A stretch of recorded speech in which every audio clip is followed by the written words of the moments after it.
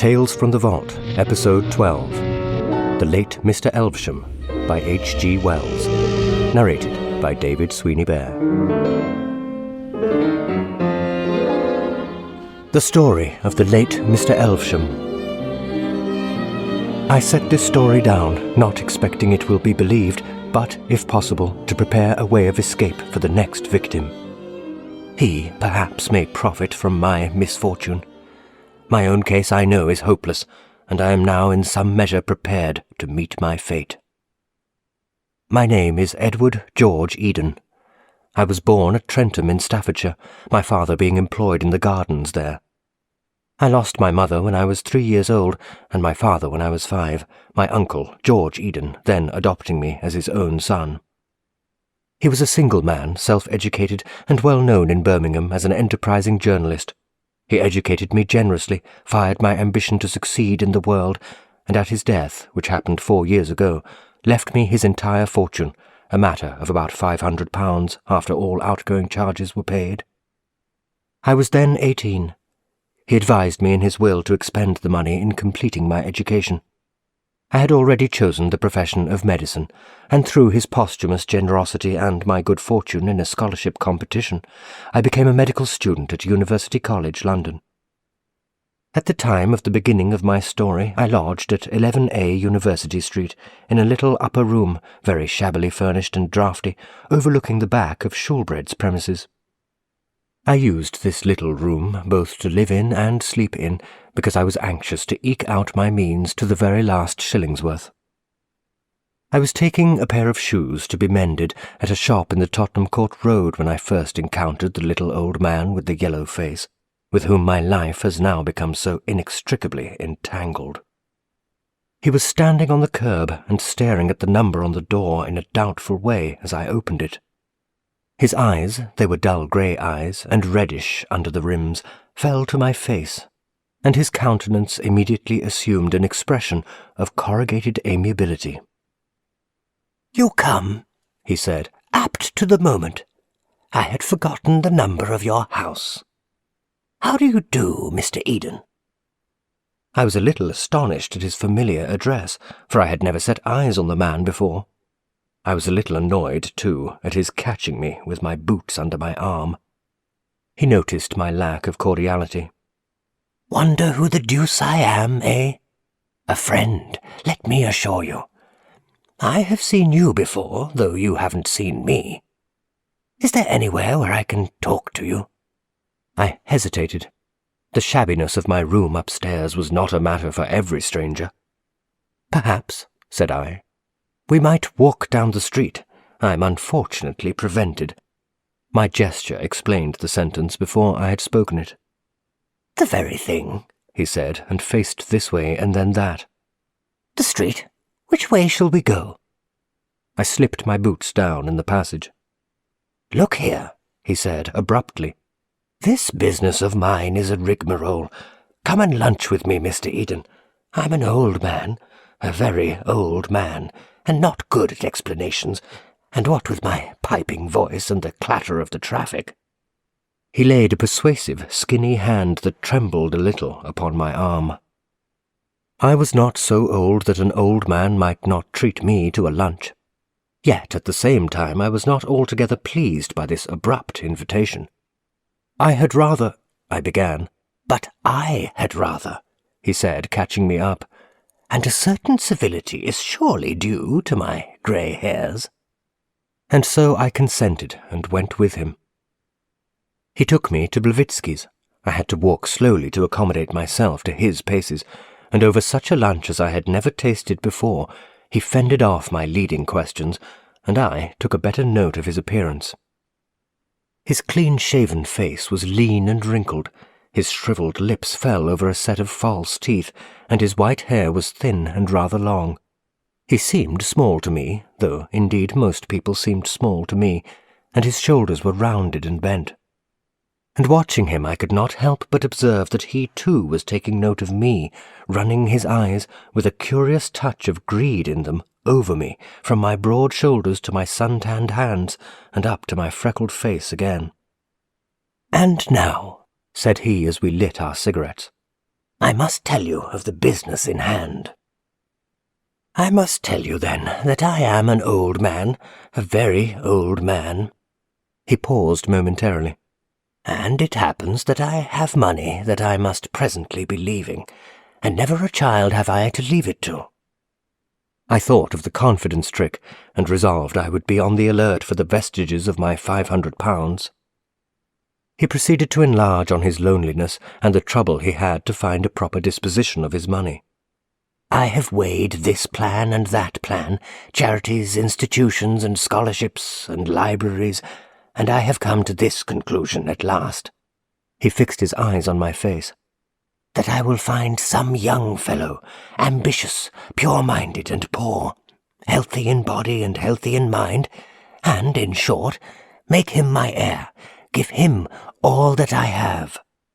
He repeated, "Give him all that I have, so that he will suddenly be lifted out of all the trouble and struggle in which his sympathies have been educated, to freedom and influence." I tried to seem disinterested. With a transparent hypocrisy, I said, "And you want my help, my professional services, maybe, to find that person?" He smiled and looked at me over his cigarette, and I laughed at his quiet exposure of my modest pretence. "What a career such a man might have," he said. "It fills me with envy to think how I have accumulated that another man may spend. But there are conditions, of course, burdens to be imposed. He must, for instance, take my name. You cannot expect everything without some return. And I must go into all the circumstances of his life before I can accept him. He must be sound. I must know his heredity, how his parents and grandparents died, have the strictest inquiries made into his private morals." This modified my secret congratulations a little. "And do I understand," said I, "that I—" "Yes," he said almost fiercely, "you! I answered never a word. My imagination was dancing wildly. My innate scepticism was useless to modify its transports. There was not a particle of gratitude in my mind. I did not know what to say or how to say it. "But why me in particular?" I said at last. He had chanced to hear of me from Professor Hasler, he said, as a typically sound and sane young man, and he wished, as far as possible, to leave his money where health and integrity were assured. That was my first meeting with the little old man. He was mysterious about himself. He would not give his name yet, he said, and after I had answered some questions of his, he left me at the Blavatsky portal. I noticed that he drew a handful of gold coins from his pocket when it came to paying for the lunch. His insistence upon bodily health was curious. In accordance with an arrangement we had made, I applied that day for a life policy in the Loyal Insurance Company for a large sum, and I was exhaustively overhauled by the medical advisers of that company in the subsequent week. Even that did not satisfy him, and he insisted I must be re-examined by the great Dr. Henderson.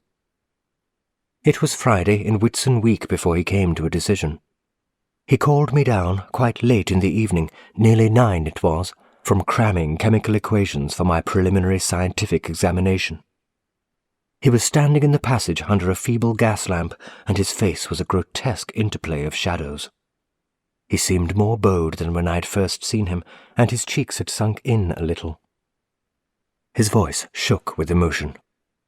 "Everything is satisfactory, Mr. Eden," he said. "Everything is quite satisfactory. And this night of all nights, you must dine with me and celebrate your accession." He was interrupted by a cough. "You won't have long to wait, either," he said, wiping his handkerchief across his lips and gripping my hand with his long, bony claw that was disengaged. "Certainly not very long to wait." We went into the street and called a cab. I remember every incident of that drive vividly, the swift, easy motion, the vivid contrast of gas and oil and electric light, the crowds of people in the streets, the place in Regent Street to which we went, and the sumptuous dinner we were served there. I was disconcerted at first by the well-dressed waiter's glances at my rough clothes, bothered by the stones of the olives, but as the champagne warmed my blood, my confidence revived. At first the old man talked of himself. He had already told me his name in the cab. He was Egbert Elvesham, the great philosopher, whose name I had known since I was a lad at school. It seemed incredible to me that this man, whose intelligence had so early dominated mine, this great abstraction, should suddenly realize itself as this decrepit, familiar figure. I dare say every young fellow who has suddenly fallen among celebrities has felt something of my disappointment. He told me now of the future that the feeble streams of his life would presently leave dry for me, houses, copyrights, investments. I had never suspected that philosophers were so rich. He watched me drink and eat with a touch of envy. "What a capacity for living you have," he said, and then, with a sigh of relief I could have thought it, "It will not be long." "Aye," said I, my head swimming now with champagne. "I have a future, perhaps, of a passing agreeable sort, thanks to you. I shall now have the honour of your name. But you have a past, such a past as is worth all my future."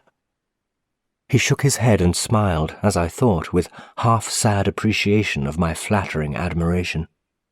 "That future," he said, "would you in truth change it?" The waiter came with liqueurs. "You will not perhaps mind taking my name, taking my position, but would you, indeed, willingly take my years?" "With your achievements," said I gallantly. He smiled again. "Kimmel, both," he said to the waiter, and turned his attention to a little paper packet he had taken from his pocket. "This hour," said he, "this after-dinner hour is the hour of small things. Here is a scrap of my unpublished wisdom." He opened the packet with his shaking yellow fingers and showed a little pinkish powder on the paper.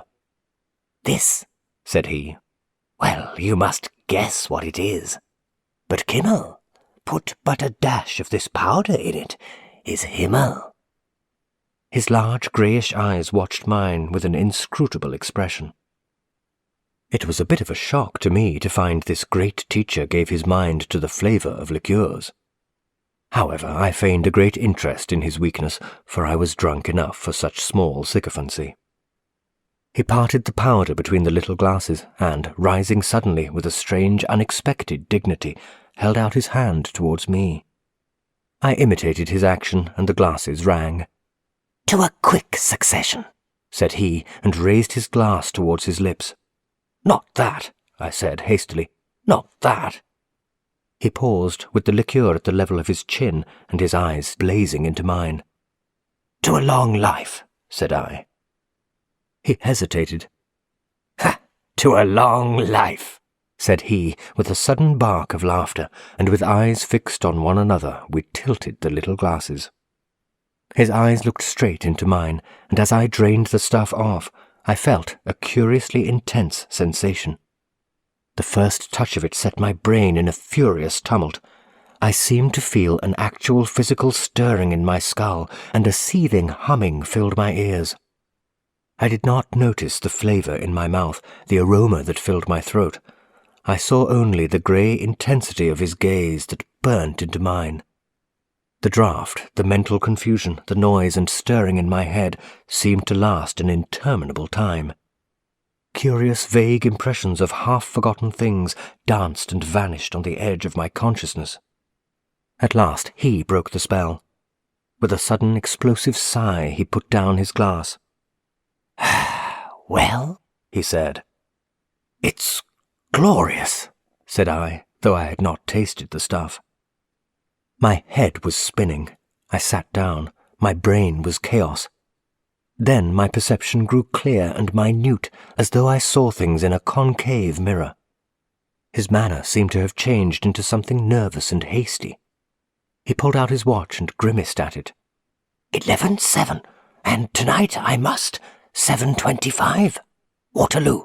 I must go at once." He called for the bill and struggled with his coat. Officious waiters came to our assistance.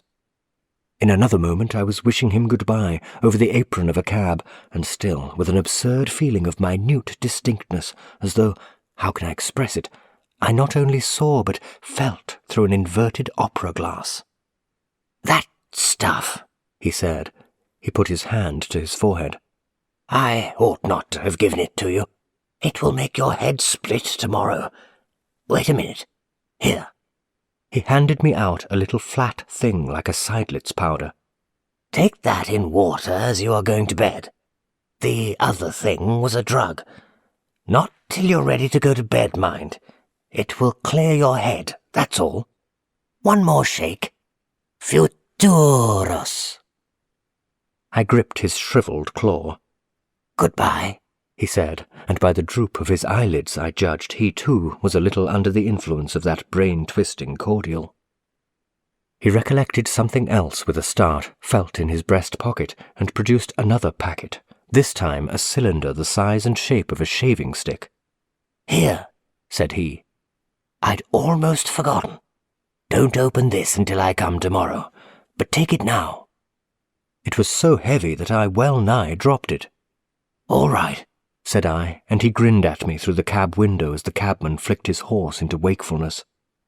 It was a white packet he had given me, with red seals at either end and along its edge.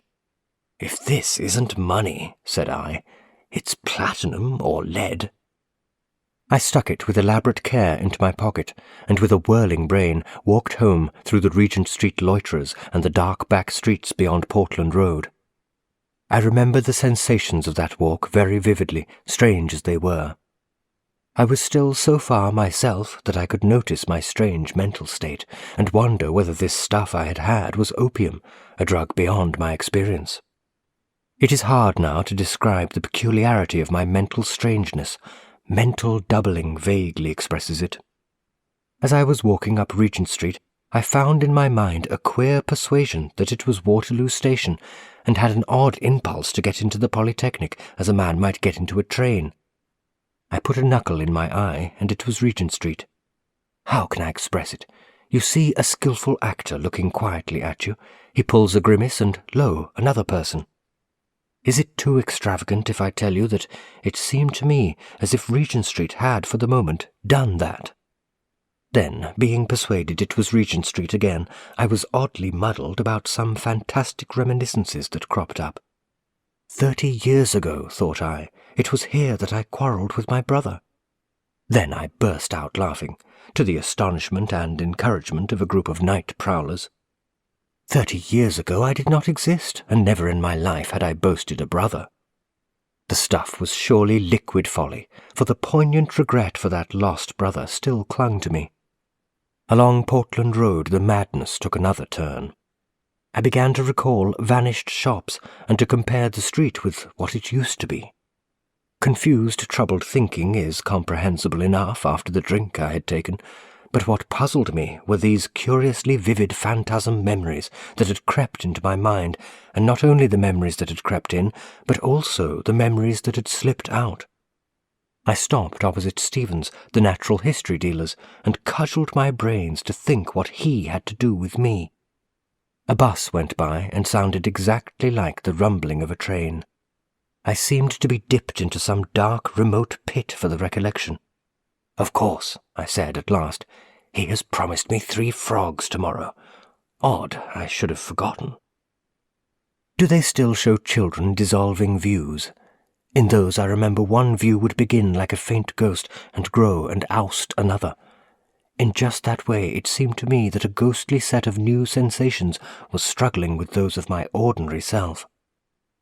I went on through Euston Road to Tottenham Court Road, puzzled and a little frightened, and scarcely noticed the unusual way I was taking, for commonly I used to cut through the intervening network of back streets. I turned into University Street to discover that I had forgotten my number. Only by a strong effort did I recall 11A, and even then it seemed to me that it was a thing some forgotten person had told me.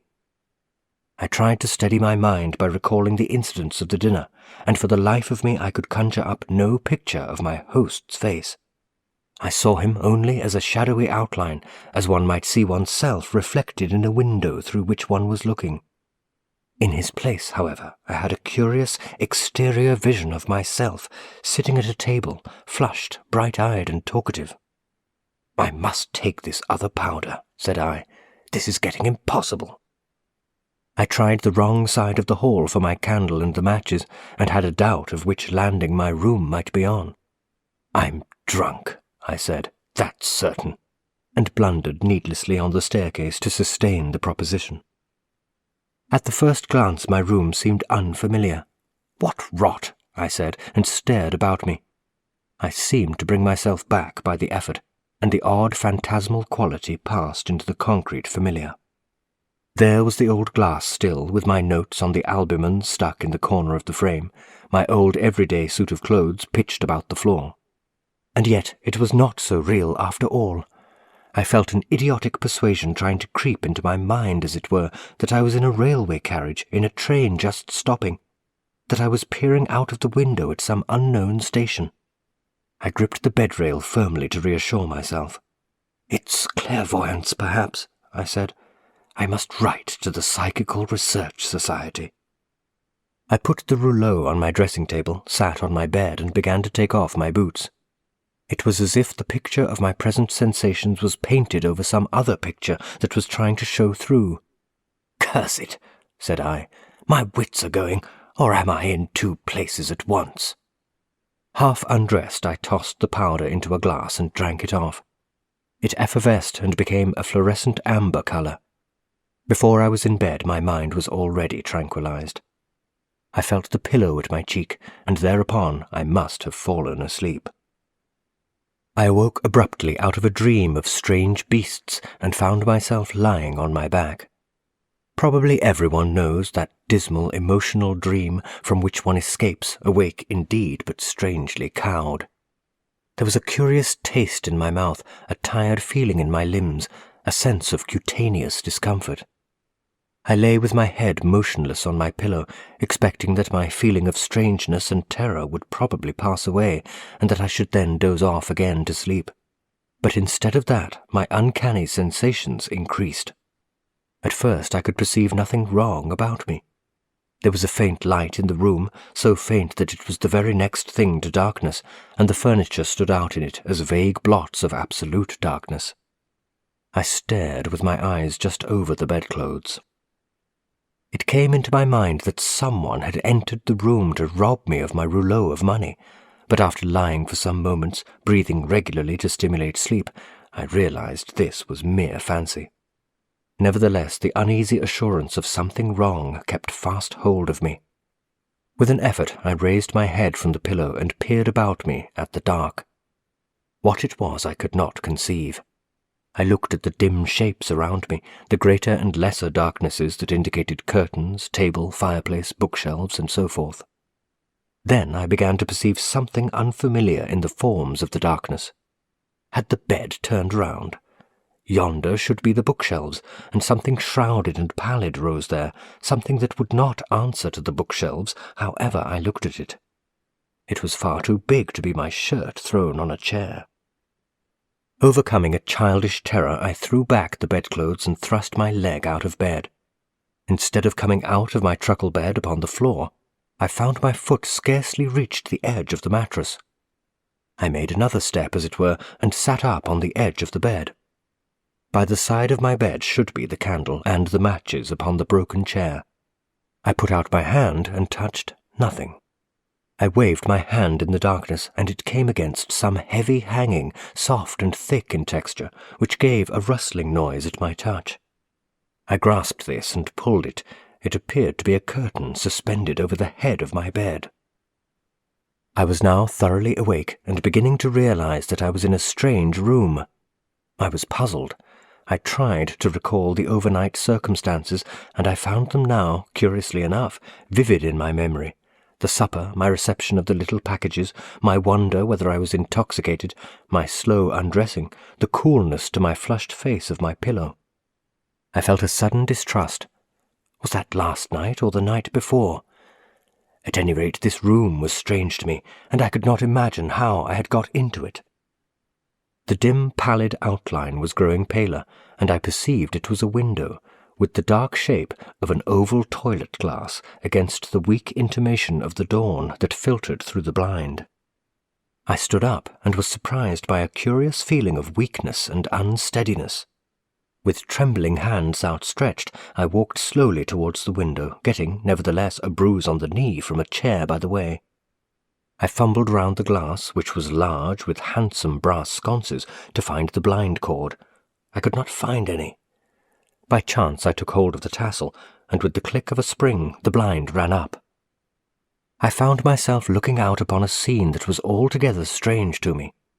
The night was overcast, and through the flocculent grey of the heaped clouds there filtered a faint half-light of dawn.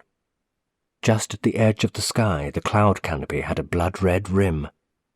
Below everything was dark and indistinct, dim hills in the distance, a vague mass of buildings running up into pinnacles, trees like spilt ink, and below the window a tracery of black bushes and pale grey paths. It was so unfamiliar that for the moment I thought myself still dreaming. I felt the toilet table.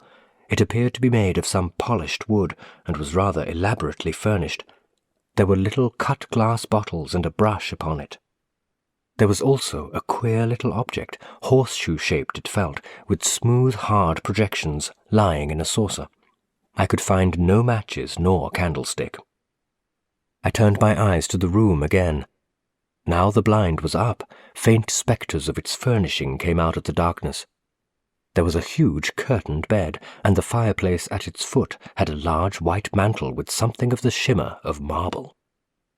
I leant against the toilet table, shut my eyes and opened them again, and tried to think.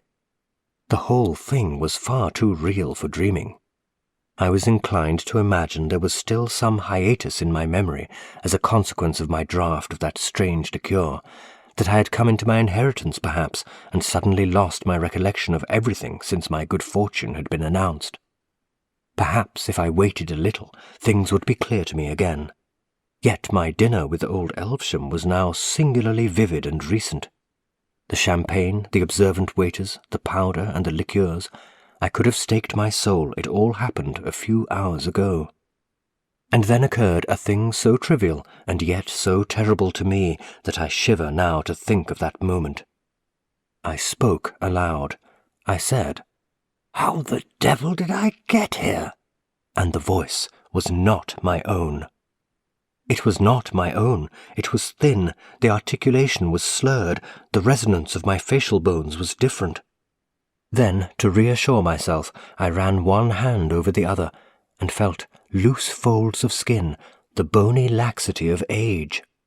"Surely," I said in that horrible voice that had somehow established itself in my throat, "surely this thing is a dream." Almost as quickly as if I did it involuntarily, I thrust my fingers into my mouth. My teeth had gone. My fingertips ran on the flaccid surface of an even row of shriveled gums. I was sick with dismay and disgust. I felt then a passionate desire to see myself, to realize at once in its full horror the ghastly change that had come upon me. I tottered to the mantel and felt along it for matches. As I did so, a barking cough sprang up in my throat, and I clutched the thick flannel nightdress I found about me. There were no matches there, and I suddenly realized that my extremities were cold. Sniffing and coughing, whimpering a little perhaps, I fumbled back to bed. "It is surely a dream," I whimpered to myself as I clambered back. "Surely a dream." It was a senile repetition.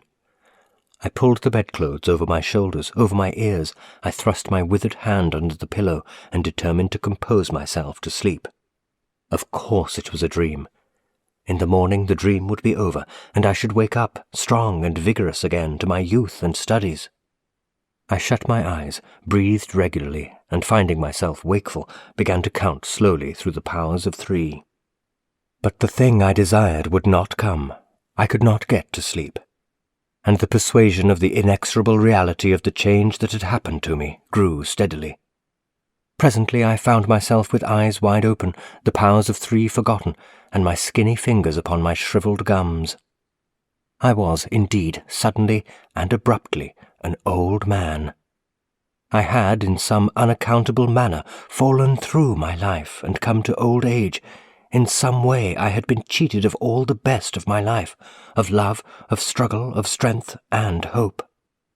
I grovelled into the pillow and tried to persuade myself that such hallucination was possible. Imperceptibly, steadily, the dawn grew clearer. At last, despairing of further sleep, I sat up in bed and looked about me. A chill twilight rendered the whole chamber visible. It was spacious and well furnished, better furnished than any room I had ever slept in before. A candle and matches became dimly visible upon a little pedestal in a recess. I threw back the bedclothes, and, shivering with the rawness of the early morning, albeit it was summer-time, I got out and lit the candle. Then, trembling horribly, so that the extinguisher rattled on its spike, I tottered to the glass and saw Elvesham's face. It was none the less horrible because I had already dimly feared as much. He had already seemed physically weak and pitiful to me, but seen now, dressed only in a coarse flannel nightdress that fell apart and showed the stringy neck, seen now as my own body, I cannot describe its desolate decrepitude. The hollow cheeks, the straggling tail of dirty grey hair, the rheumy bleared eyes, the quivering shrivelled lips, the lower displaying a gleam of the pink interior lining, and those horrible dark gums showing. You, who are mind and body together at your natural years, cannot imagine what this fiendish imprisonment meant to me. To be young and full of the desire and energy of youth, and to be caught and presently to be crushed in this tottering ruin of a body. But I wander from the course of my story. For some time I must have been stunned at this change that had come upon me. It was daylight when I did so far gather myself together as to think. In some inexplicable way I had been changed, though how, short of magic, the thing had been done, I could not say. And as I thought, the diabolical ingenuity of Elvesham came home to me. It seemed plain to me that as I found myself in his, so he must be in possession of my body, of my strength, that is, and my future. But how to prove it? Then, as I thought, the thing became so incredible, even to me, that my mind reeled, and I had to pinch myself, to feel my toothless gums, to see myself in the glass, and touch the things about me, before I could steady myself to face the facts again. Was all life hallucination? Was I indeed Elvesham, and he me? Had I been dreaming of Eden overnight? Was there any Eden? But if I was Elvesham, I should remember where I was on the previous morning, the name of the town in which I lived, what happened before the dream began. I struggled with my thoughts. I recalled the queer doubleness of my memories overnight. But now my mind was clear. Not the ghost of any memories, but those proper to Eden could I raise. "This way lies insanity," I cried in my piping voice. I staggered to my feet, dragged my feeble, heavy limbs to the wash-hand stand, and plunged my grey head into a basin of cold water. Then, toweling myself, I tried again. It was no good. I felt, beyond all question, that I was indeed Eden, not Elvesham, but Eden in Elvesham's body. Had I been a man of any other age, I might have given myself up to my fate as one enchanted. But in these sceptical days miracles do not pass current. Here was some trick of psychology. What a drug and a steady stare could do, a drug and a steady stare or some similar treatment could surely undo. Men have lost their memories before. But to exchange memories as one does umbrellas? I laughed. Alas, not a healthy laugh, but a wheezing, senile titter. I could have fancied old Elvesham laughing at my plight, and a gust of petulant anger, unusual to me, swept across my feelings. I began dressing eagerly in the clothes I found lying about on the floor, and only realized when I was dressed that it was an evening suit I had assumed. I opened the wardrobe and found some more ordinary clothes, a pair of plaid trousers, and an old-fashioned dressing gown. I put a venerable smoking cap on my venerable head, and, coughing a little from my exertions, tottered out upon the landing. It was then perhaps 6:15, and the blinds were closely drawn and the house quite silent. The landing was a spacious one. A broad, richly carpeted staircase went down into the darkness of the hall below, and before me a door ajar showed me a writing-desk, a revolving bookcase, the back of a study chair, and a fine array of bound books, shelf upon shelf. "My study," I mumbled, and walked across the landing. Then, at the sound of my voice, a thought struck me, and I went back to the bedroom and put in the set of false teeth. They slipped in with the ease of old habit. "That's better," said I, gnashing them, and so returned to the study. The drawers of the writing-desk were locked. Its revolving top was also locked. I could see no indications of the keys, and there were none in the pockets of my trousers. I shuffled back at once to the bedroom and went through the dress suit and afterwards the pockets of all the garments I could find. I was very eager, and one might have imagined that burglars had been at work to see my room when I had done. Not only were there no keys to be found, but not a coin nor a scrap of paper, save only the receipted bill of the overnight dinner. A curious weariness asserted itself. I sat down and stared at the garments flung here and there, their pockets turned inside out. My first frenzy had already flickered out. Every moment I was beginning to realize the immense intelligence of the plans of my enemy, to see more and more clearly the hopelessness of my position. With an effort I rose and hurried, hobbling into the study again. On the staircase was a housemaid pulling up the blinds. She stared, I think, at the expression on my face. I shut the door of the study behind me and, seizing a poker, began an attack upon the desk. That is how they found me. The cover of the desk was split, the lock smashed, the letters torn out of the pigeonholes and tossed about the room. In my senile rage, I had flung about the pens and other such light stationery and overturned the ink. Moreover, a large vase upon the mantel had got broken, I do not know how. I could find no cheque-book, no money, no indications of the slightest use for the recovery of my body. I was battering madly at the drawers when the butler, backed by 2 women servants, intruded upon me. That, simply, is the story of my change. No one will believe my frantic assertions. I am treated as one demented, and even at this moment I am under restraint. But I am sane, absolutely sane, and to prove it I have sat down to write this story minutely as the things happened to me. I appeal to the reader whether there is any trace of insanity in the style or method of the story he has been reading. I am a young man locked away in an old man's body. But the clear fact is incredible to everyone. Naturally I appear demented to those who will not believe this. Naturally I do not know the names of my secretaries, of the doctors who come to see me, of my servants and neighbours, of this town, wherever it is where I find myself. Naturally I lose myself in my own house and suffer inconveniences of every sort. Naturally I ask the oddest questions. Naturally I weep and cry out and have paroxysms of despair. I have no money and no cheque-book. The bank will not recognize my signature, for I suppose that, allowing for the feeble muscles I now have, my handwriting is still Eden's. These people about me will not let me go to the bank personally. It seems indeed there is no bank in this town, and that I have an account in some part of London.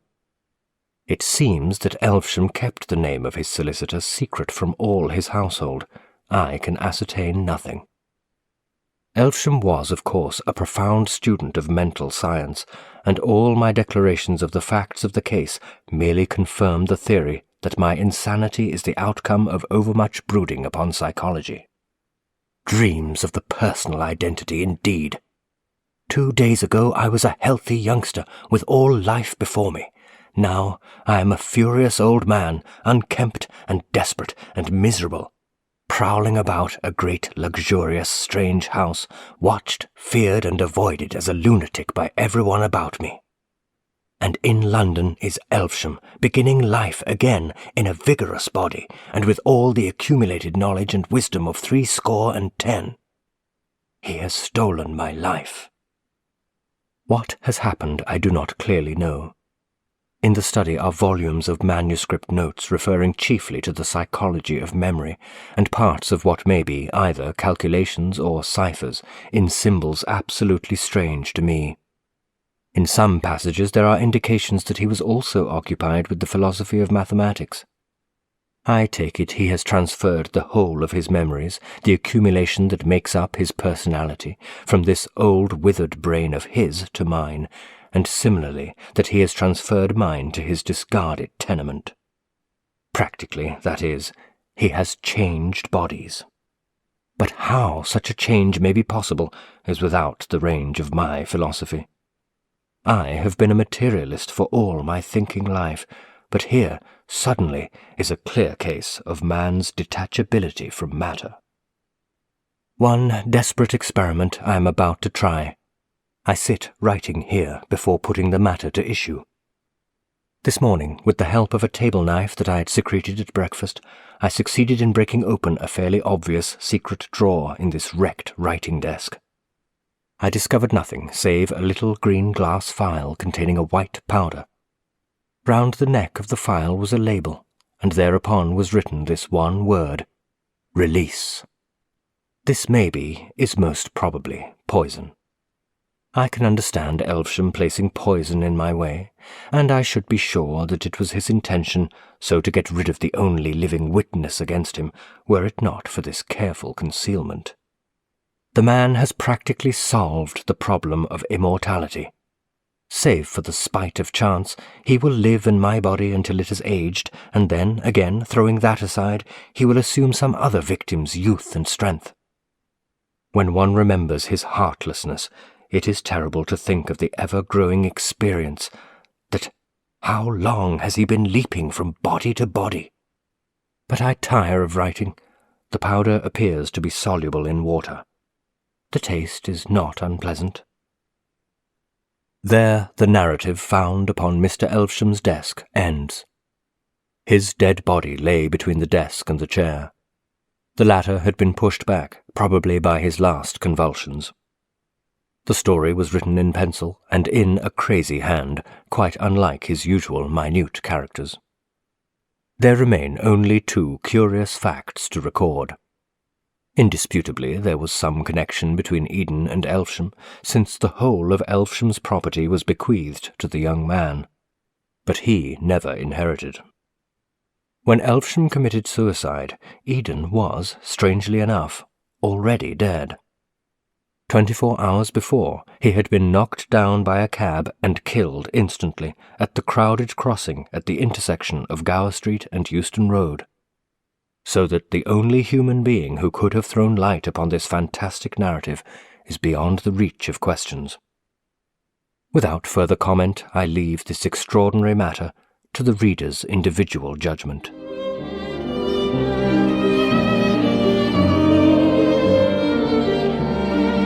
Thanks for listening. This was a DSB audio production, narrated and produced by David Sweeney-Bear. Visit dsbaudio.com for more full-length audiobooks. If you enjoyed this episode, leave me a comment and let me know what you thought. Be sure to subscribe to this podcast for future episodes and check out the DSB Audio channel on youtube.com. Until the next time, happy listening.